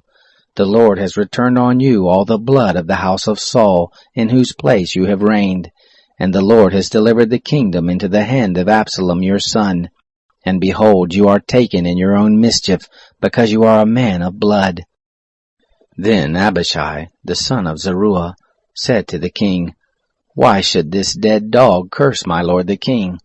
Please let me go over and cut off his head. The king said, What do I have to do with you, you sons of Zeruiah? Because he curses, and because the Lord has said to him, Curse David, who then shall say, Why have you done so? David said to Abishai and to all his servants, Behold, my son who came forth from my bowels seeks my life. How much more may this Benjamite now do it? Leave him alone and let him curse, for the Lord has invited him. It may be that the Lord will look on the wrong done to me, and that the Lord will reward me good for his cursing. So David and his men went by the way, And Shimei went along the hillside over against him, and cursed as he went, and threw stones at him, and cast dust. The king and all the people who were with him came weary, and he refreshed himself there. Absalom and all the people, the men of Israel, came to Jerusalem, and Ahithophel with him. It happened, when Hushai the Archite, David's friend, was come to Absalom, that Hushai said to Absalom, Long live the king! Long live the king! Absalom said to Hushai, Is this your kindness to your friend? Why didn't you go with your friend? Hushai said to Absalom, No, but to whom the Lord and this people and all the men of Israel have chosen, his will I be, and with him will I abide. Again, whom shall I serve? Shouldn't I serve in the presence of his son, as I have served in your father's presence, so I will be in your presence? Then Absalom said to Ahithophel, Give your counsel what we shall do. Ahithophel said to Absalom, Go in to your father's concubines, that he has left to keep the house, and all Israel will hear that you are abhorred of your father. Then will the hands of all who are with you be strong. So they spread Absalom a tent on the top of the house, and Absalom slept with his father's concubines in the sight of all Israel. The counsel of Ahithophel which he gave in those days was as if a man inquired at the oracle of God. So was all the counsel of Ahithophel, both with David and with Absalom. Chapter 17. Moreover, Ahithophel said to Absalom, Let me now choose out 12,000 men, and I will arise and pursue after David this night, and I will come on him while he is weary and weak-handed, and will make him afraid, and all the people who are with him shall flee, and I will strike the king only, and I will bring back all the people to you. The man whom you seek is as if all returned, so all the people shall be in peace. The saying pleased Absalom well, and all the elders of Israel. Then Absalom said, Call now Hushai the Archite also, and let us hear likewise what he says. When Hushai was come to Absalom, Absalom spoke to him, saying, Ahithophel has spoken after this manner. Shall we do after his saying? If not, speak up. Hushai said to Absalom, The counsel that Ahithophel has given this time is not good. Hushai said moreover, You know your father and his men, that they are mighty men, and they are fierce in their minds, as a bear robbed of her cubs in the field, and your father is a man of war, and will not lodge with the people. Behold, he is hid now in some pit, or in some other place, and it will happen, when some of them are fallen at the first, that whoever hears it will say, There is a slaughter among the people who follow Absalom. Even he who is valiant, whose heart is as the heart of a lion, will utterly melt. For all Israel knows that your father is a mighty man, and those who are with him are valiant men. But I counsel that all Israel be gathered together to you, from Dan even to Beersheba, as the sand that is by the sea for multitude, and that you go to battle in your own person. So shall we come on him in some place where he shall be found, and we will light on him as the dew falls on the ground, and of him and all the men who are with him we will not leave so much as one. Moreover, if he be gotten into a city, then shall all Israel bring ropes to that city, and we will draw it into the river, until there not be found one small stone. Absalom and all the men of Israel said, The counsel of Hushai the Archite is better than the counsel of Ahithophel. For the Lord had ordained to defeat the good counsel of Ahithophel, to the intent that the Lord might bring evil on Absalom. Then Hushai said to Zadok and Abiathar the priest, Thus and thus did Ahithophel counsel Absalom and the elders of Israel, and thus have I counseled. Now therefore send quickly and tell David, saying, Don't lodge this night at the fords of the wilderness, but by all means pass over, lest the king be swallowed up, and all the people who are with him. Now Jonathan and Ahimaaz were staying by En Rogel, and a maidservant used to go and tell them. And they went and told the king David, for they might not be seen coming into the city. But a boy saw them and told Absalom, and they went both of them away quickly, and came to the house of a man in Bahurim, who had a well in his court, and they went down there. The woman took and spread the covering over the well's mouth, and strewed bruised grain thereon, and nothing was known. Absalom's servants came to the woman to the house, and they said, Where are Ahimaaz and Jonathan? The woman said to them, "They have gone over the brook of water." When they had sought and could not find them, they returned to Jerusalem. It happened, after they had departed, that they came up out of the well, and went and told King David. And they said to David, "Arise and pass quickly over the water, for thus has Ahithophel counseled against you." Then David arose, and all the people who were with him, and they passed over the Jordan. By the morning light there lacked not one of them who had not gone over the Jordan. When Ahithophel saw that his counsel was not followed, he saddled his donkey and arose, and went home to his city, and set his house in order, and hanged himself, and he died and was buried in the tomb of his father. Then David came to Mahanaim. Absalom passed over the Jordan, he and all the men of Israel with him. Absalom set Amasa over the host instead of Joab. Now Amasa was the son of a man whose name was Ithra the Israelite, who went in to Abigail the daughter of Nahash, sister to Zeruiah, Joab's mother. Israel and Absalom encamped in the land of Gilead. It happened, when David was come to Mahanaim, that Shobi, the son of Nahash of Rabbah, of the children of Ammon, and Machir, the son of Amiel, of Lodabar, and Barzillai, the Gileadite of Rogelim, brought beds, and basins, and earthen vessels, and wheat, and barley, and meal, and parched grain, and beans, and lentils, and parched pulse, and honey, and butter, and sheep, and cheese of the herd for David, and for the people who were with him to eat, for they said, "The people are hungry, and weary, and thirsty in the wilderness." Chapter 18. David numbered the people who were with him, and set captains of thousands and captains of hundreds over them. David sent the people out, a third part under the hand of Joab, and a third part under the hand of Abishai the son of Zeruiah, Joab's brother, and a third part under the hand of Ittai the Gittite. The king said to the people, "I will go out with you myself also." But the people said, "You will not go out with us, for if we flee away, they will not care for us, neither if half of us die. But you are worth 10,000 of us. Therefore now it is better that you are ready to help us out of the city." The king said to them, "I will do what seems best to you." The king stood by the gate, and all the people went out by hundreds and by thousands.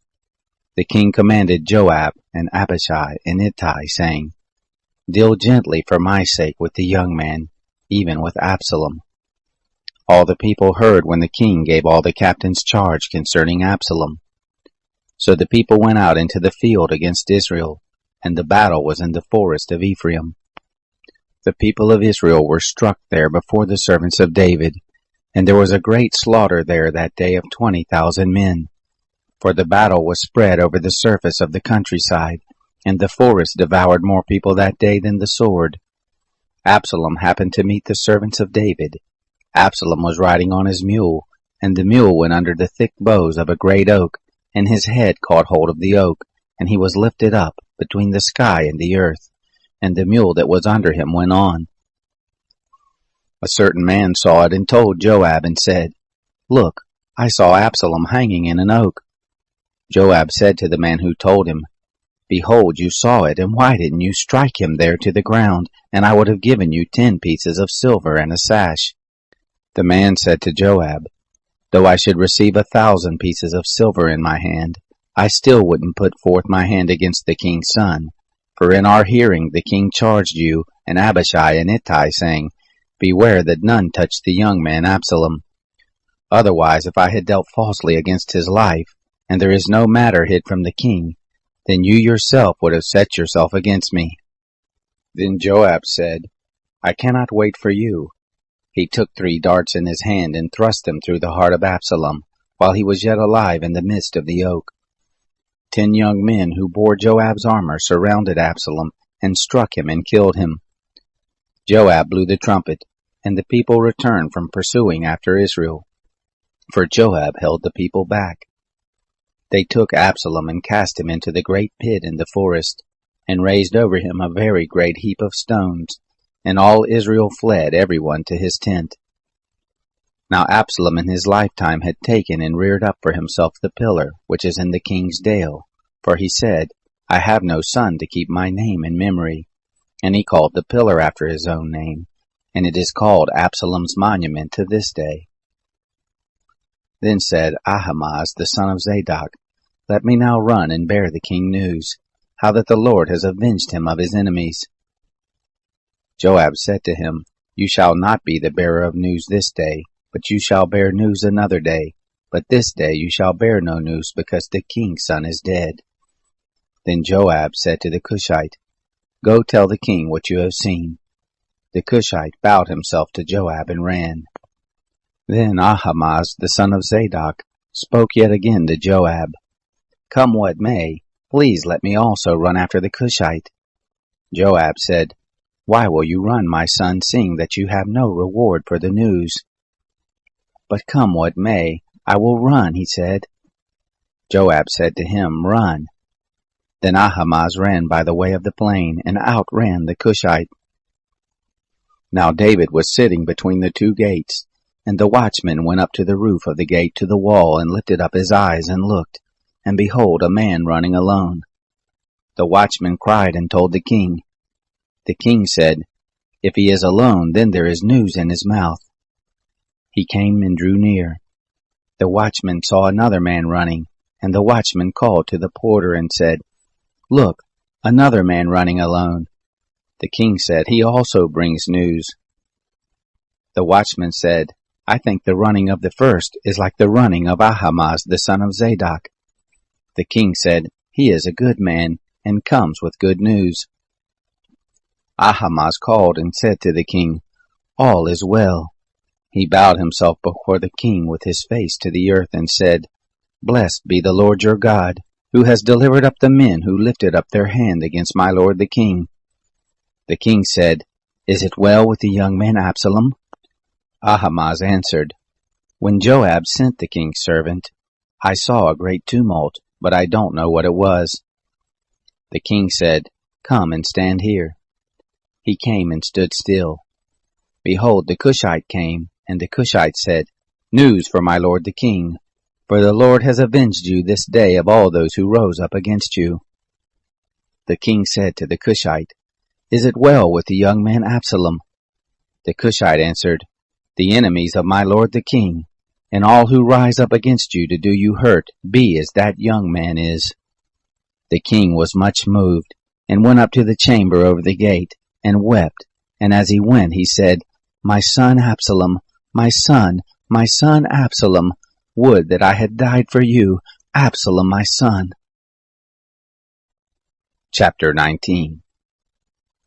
It was told Joab, Behold, the king weeps and mourns for Absalom. The victory that day was turned into mourning to all the people, for the people heard say that day, The king grieves for his son.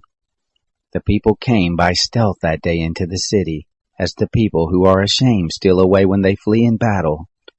The king covered his face, and the king cried with a loud voice, My son Absalom, Absalom, my son.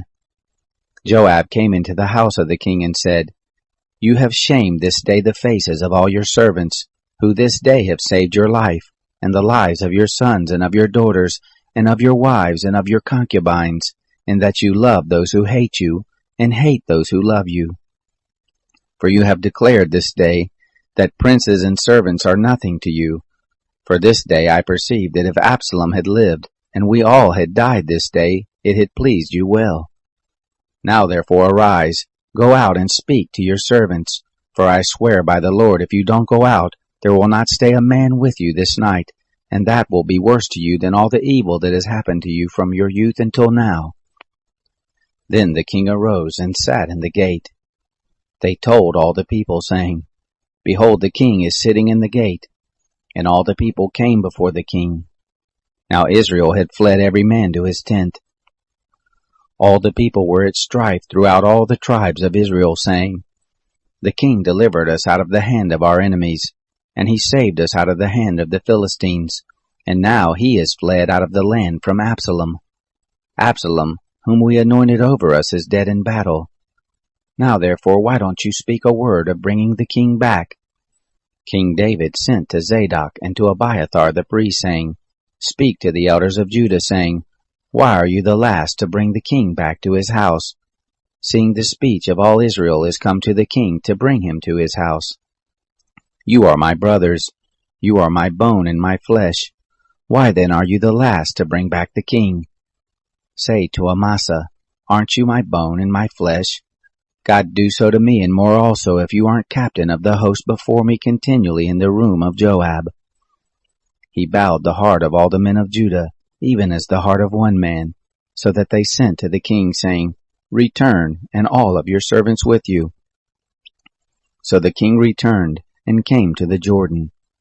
Judah came to Gilgal, to go meet the king, to bring the king over the Jordan. Shimei the son of Gera the Benjamite, who was of Bahurim, hurried and came down with the men of Judah to meet King David. There were 1,000 men of Benjamin with him, and Ziba the servant of the house of Saul and his 15 sons, and his 20 servants with him. And they went through the Jordan in the presence of the king. There went over a ferry boat to bring over the king's household, and to do what he thought good. Shimei the son of Gera fell down before the king when he was come over the Jordan. He said to the king, Don't let my lord impute iniquity to me. Neither remember that which your servant did perversely the day that my lord the king went out of Jerusalem, that the king should take it to his heart. For your servant does know that I have sinned. Therefore, behold, I am come this day, the first of all the house of Joseph, to go down to meet my lord the king. But Abishai the son of Zeruiah said, Shall Shimei not be put to death for this? Because he cursed the Lord's anointed. David said, What have I to do with you, you sons of Zeruiah, that you should this day be adversaries to me? Shall there be any man put to death this day in Israel? For don't I know that I am once again king this day over Israel? The king said to Shimei, You shall not die. The king swore to him.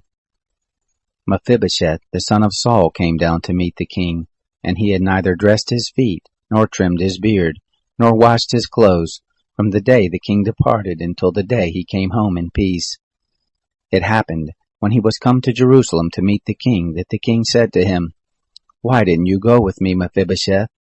He answered, My lord, O king, my servant deceived me. For your servant said, I will saddle a donkey, that I may ride thereon and go with the king, because your servant is lame. He has slandered your servant to my lord the king. But my lord the king is as an angel of God. Do therefore what is good in your eyes. For all my father's house were but dead men before my lord the king. Yet you set your servant among those who ate at your own table. What right therefore have I yet that I should cry any more to the king? The king said to him, Why speak any more of your matters? I say, You and Ziba divide the land.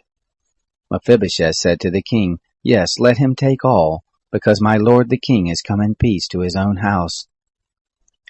Barzillai the Gileadite came down from Rogelim, and he went over the Jordan with the king, to conduct him over the Jordan.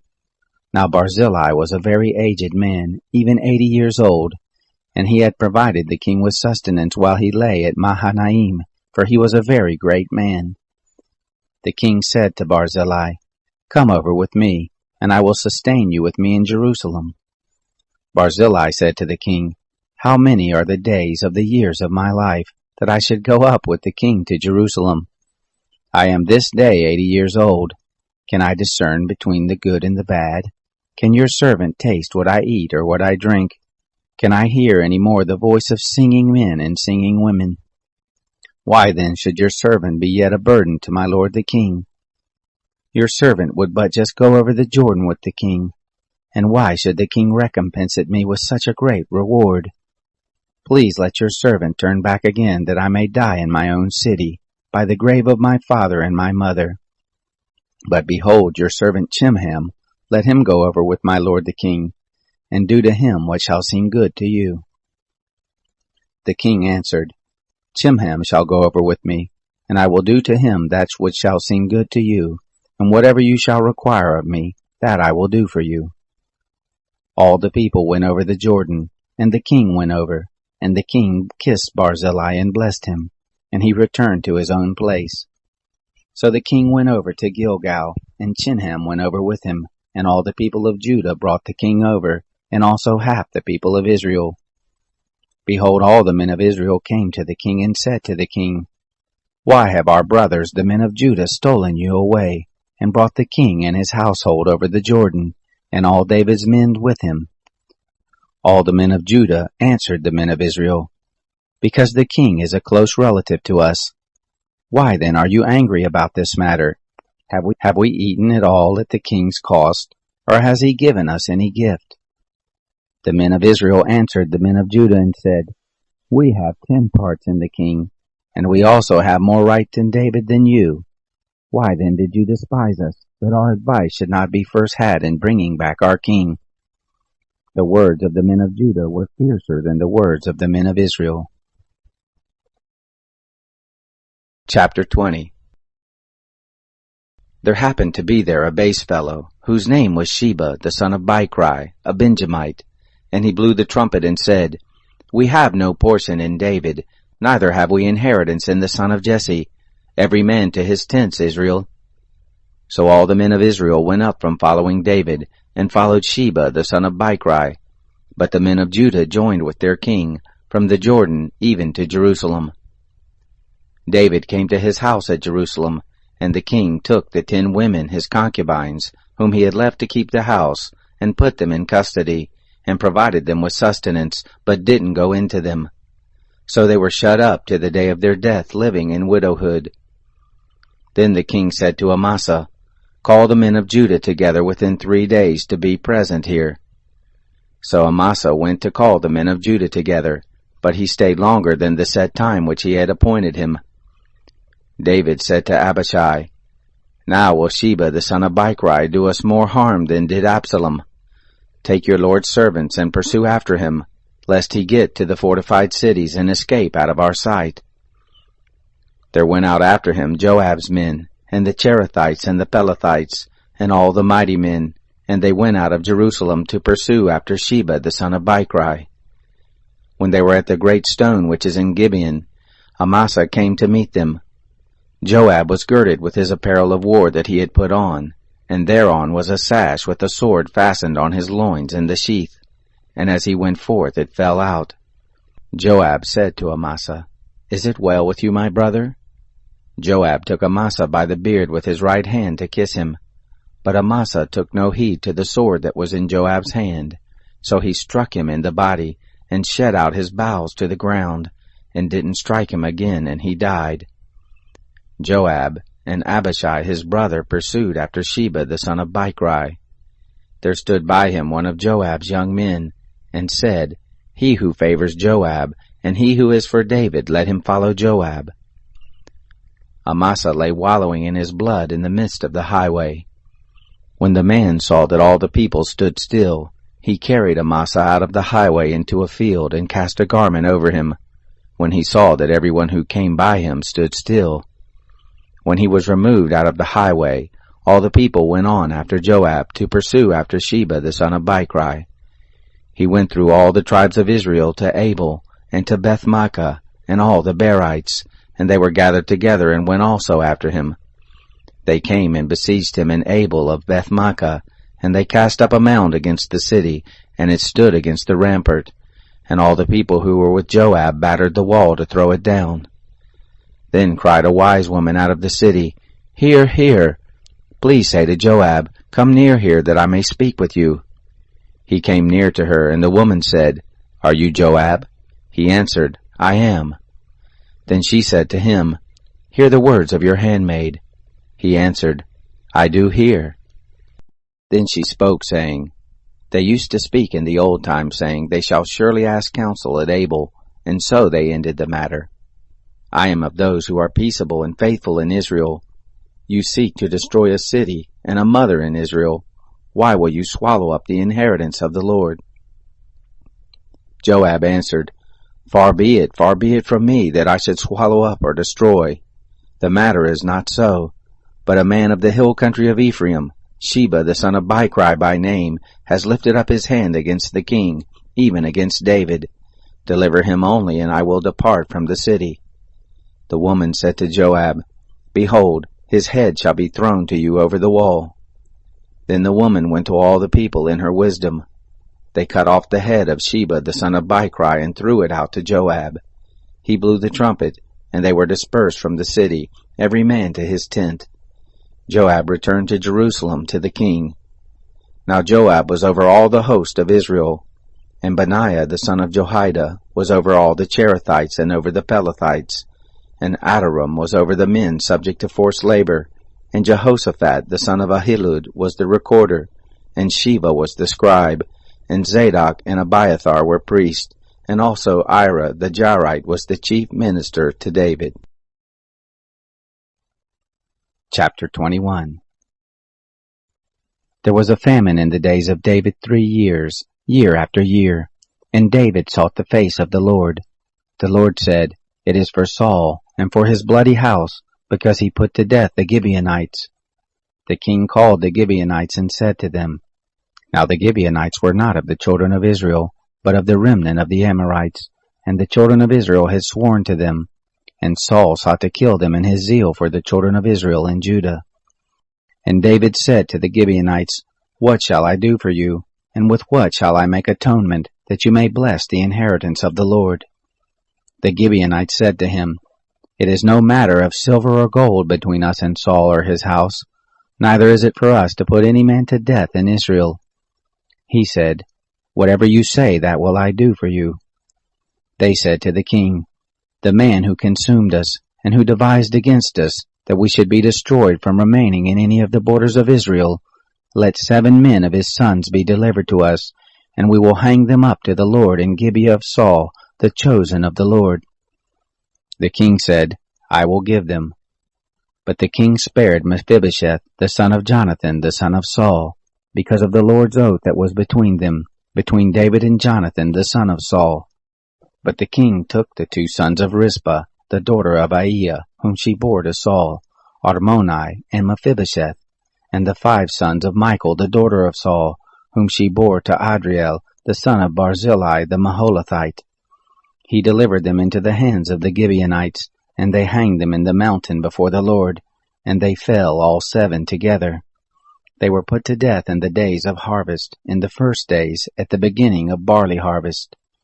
Rizpah, the daughter of Aiah, took sackcloth, and spread it on the rock, from the beginning of the harvest until water was poured on them from the sky, and she allowed neither the birds of the sky to rest on them by day, nor the animals of the field by night. It was told David what Rizpah, the daughter of Aiah, the concubine of Saul, had done. David went and took the bones of Saul, and the bones of Jonathan his son, from the men of Jabesh-Gilead, who had stolen them from the street of Bethshan, where the Philistines had hanged them, in the day that the Philistines killed Saul in Gilboa. And he brought up from there the bones of Saul, and the bones of Jonathan his son, and they gathered the bones of those who were hanged. They buried the bones of Saul and Jonathan his son in the country of Benjamin in Zelah, in the tomb of Kish his father. And they performed all that the king commanded. After that, God was entreated for the land. The Philistines had war again with Israel, and David went down, and his servants with him, and fought against the Philistines. David grew faint, and Ishbi-benob, who was of the sons of the giant, the weight of whose spear was 300 shekels of brass in weight, and being girded with a new sword, thought to have slain David. But Abishai the son of Zeruiah helped him, and struck the Philistine, and killed him. Then the men of David swore to him, saying, You shall no more go out to us in battle, that you don't quench the lamp of Israel. It came to pass after this, that there was again war with the Philistines at Gob.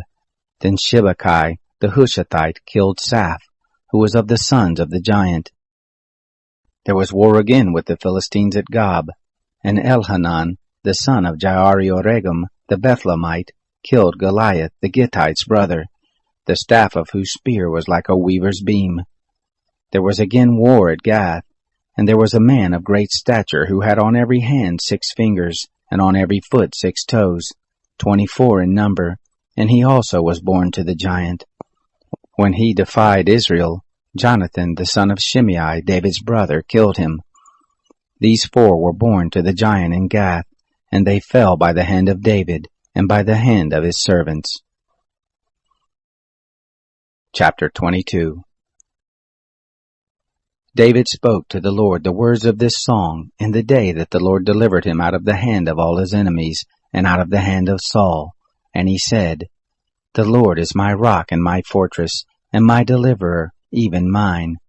God, my rock, in him will I take refuge, my shield and the horn of my salvation, my high tower and my refuge. My Savior, you save me from violence.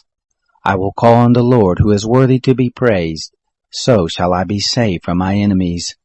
For the waves of death compassed me, the floods of ungodliness made me afraid. The cords of Sheol were round about me, the snares of death came on me. In my distress I called on the Lord, yes, I called to my God. He heard my voice out of his temple, my cry came into his ears. Then the earth shook and trembled, the foundations of heaven quaked. They were shaken because he was angry. There went up smoke out of his nostrils, fire out of his mouth devoured, coals were kindled by it. He bowed the heavens also and came down, thick darkness was under his feet. He rode on a cherub and did fly, yes, he was seen on the wings of the wind. He made darkness pavilions round about him, gathering of waters, thick clouds of the skies. At the brightness before him coals of fire were kindled.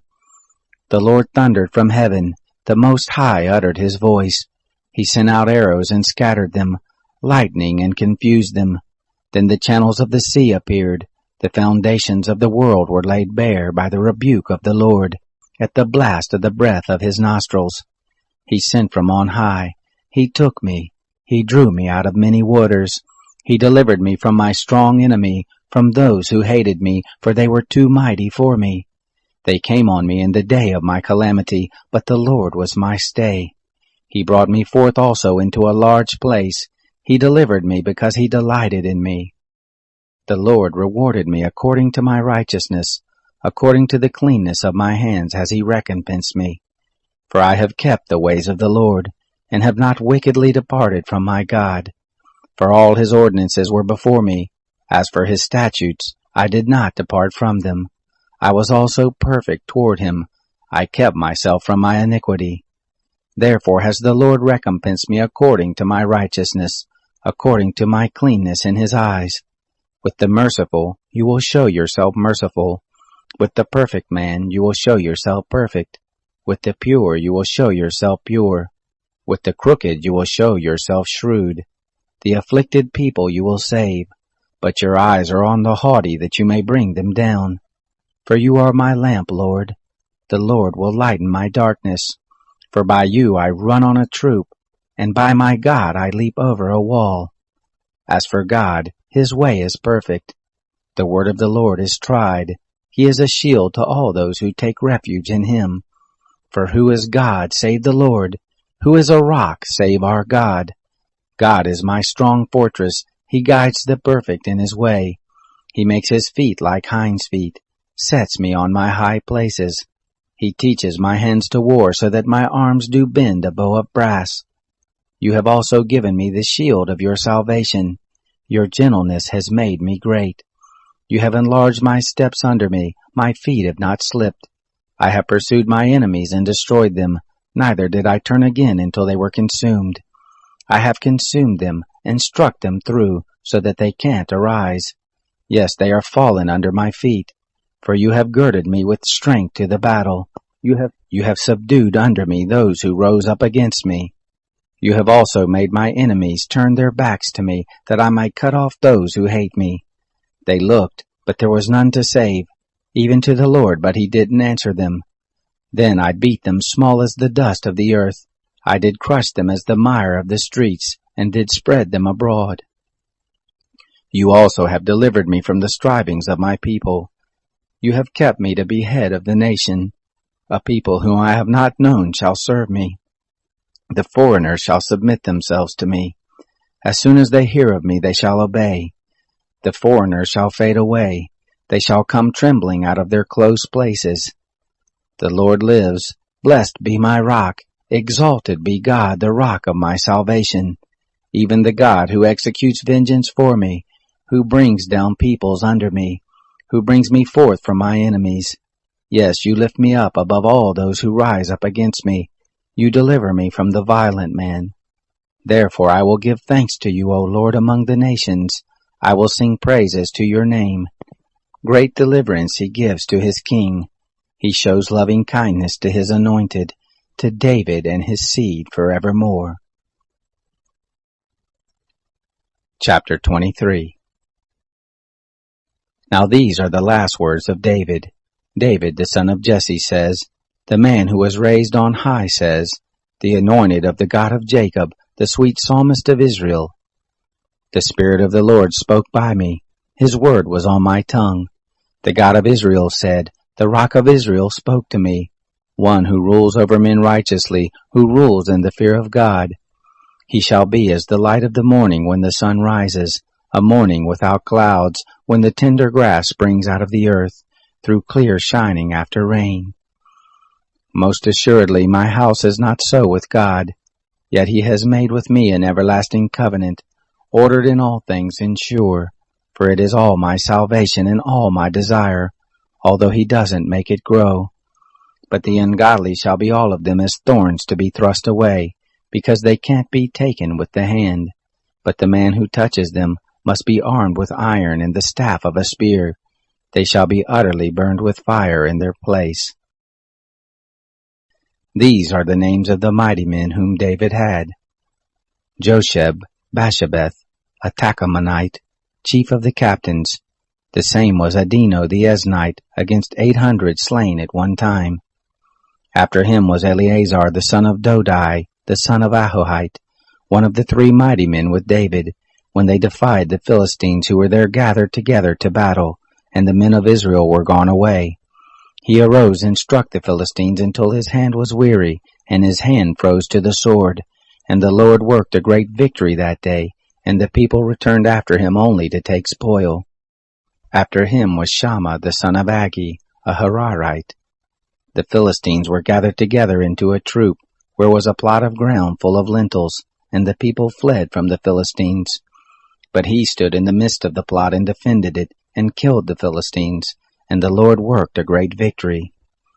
3 of the 30 chief men went down and came to David in the harvest time to the cave of Adullam, and the troop of the Philistines were encamped in the valley of Rephaim. David was then in the stronghold, and the garrison of the Philistines was then in Bethlehem. David longed and said, Oh, that one would give me water to drink of the well of Bethlehem which is by the gate. The 3 mighty men broke through the host of the Philistines, and drew water out of the well of Bethlehem that was by the gate, and took it, and brought it to David. But he would not drink of it, but poured it out to the Lord. He said, Be it far from me, Lord, that I should do this. Shall I drink the blood of the men who went in jeopardy of their lives? Therefore he would not drink it. These things did the 3 mighty men. Abishai, the brother of Joab, the son of Zeruiah, was chief of the 3. He lifted up his spear against 300 and killed them, and had a name among the 3. Wasn't he most honorable of the 3? Therefore he was made their captain. However, he didn't attain to the first 3. Benaiah the son of Jehoiada, the son of a valiant man of Kabzeel, who had done mighty deeds, he killed the 2 sons of Ariel of Moab. He went down also and killed a lion in the midst of a pit in the time of snow. He killed an Egyptian, a good man, and the Egyptian had a spear in his hand, but he went down to him with a staff, and plucked the spear out of the Egyptian's hand, and killed him with his own spear. These things did Benaiah the son of Jehoiada, and had a name among the 3 mighty men. He was more honorable than the 30, but he didn't attain to the first 3. David set him over his guard. Asahel the brother of Joab was one of the 30. Elhanan the son of Dodo of Bethlehem, Shammah the Harodite, Elkah the Harodite, Helez the Paltite, Ira the son of Ikesh the Tekoite, Abiezer the Anathothite, Mebonai the Hushathite, Zalmon the Ahohite, Mahorai the Netophathite, Heleb the son of Baana the Netophalite, Ittai the son of Ribai of Gibeah of the children of Benjamin, Benaiah a Pirathonite, Hiddai of the brooks of Gaash, Abialbon, the Arbathite, Asmaveth the Barhumite, Eliaba the Shaalbanite, the sons of Jashan, Jonathan, Shammah the Hararite, Ahiam the son of Sharar the Erarite, Eliphalet the son of Ahasbai, the son of the Maakathite, Eliam the son of Ahithophel the Gilonite,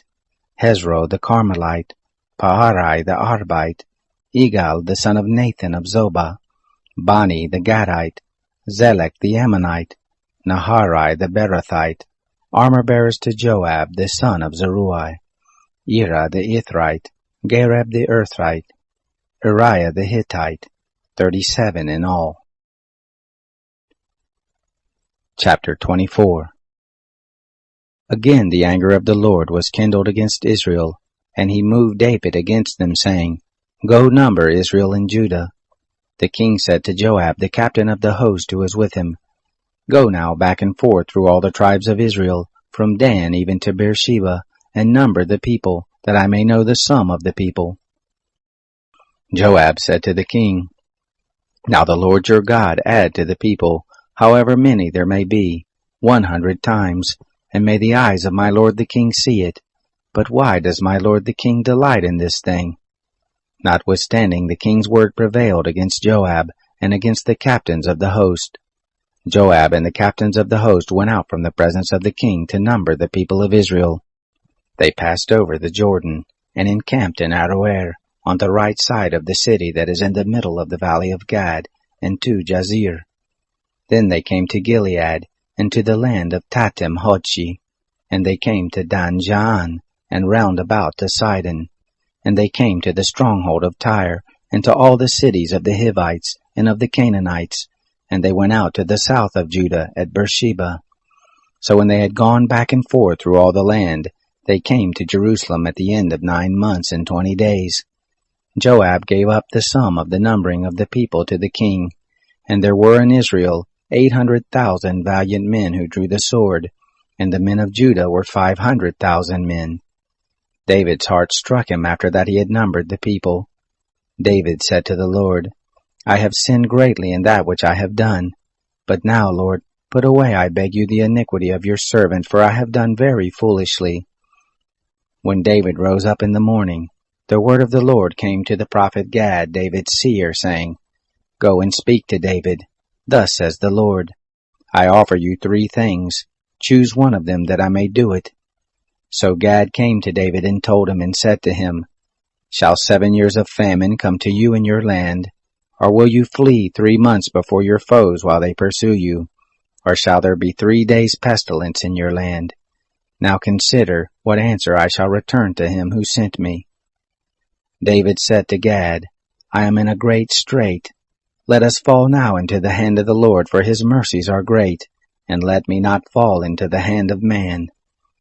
So the Lord sent a pestilence on Israel from the morning even to the time appointed, and there died of the people from Dan even to Beersheba 70,000 men.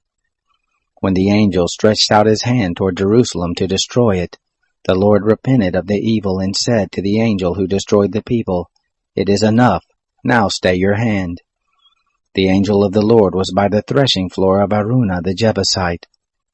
David spoke to the Lord when he saw the angel who struck the people, and said, Behold, I have sinned, and I have done perversely, but these sheep, what have they done? Please let your hand be against me and against my father's house. Gad came that day to David, and said to him, Go up, rear an altar to the Lord in the threshing floor of Araunah the Jebusite. David went up, according to the saying of Gad, as the Lord commanded. Araunah looked forth, and saw the king and his servants coming toward him, and Araunah went out and bowed himself before the king with his face to the ground. Araunah said, Why has my lord the king come to his servant? David said, To buy the threshing floor from you, to build an altar to the Lord, that the plague may be stayed from the people. Araunah said to David, Let my lord the king take, and offer up what seems good to him. Behold, the oxen for the burnt offering, and the threshing instruments, and the yokes of the oxen for the wood. All this, king, does Araunah give to the king. And Araunah said, The Lord your God accept you. The king said to Araunah, No, but I will most assuredly buy it of you for a price. Neither will I offer burnt offerings to the Lord my God, which cost me nothing.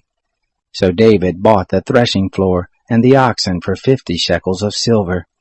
David built there an altar to the Lord, and offered burnt offerings and peace offerings. So the Lord was entreated for the land, and the plague was stayed from Israel.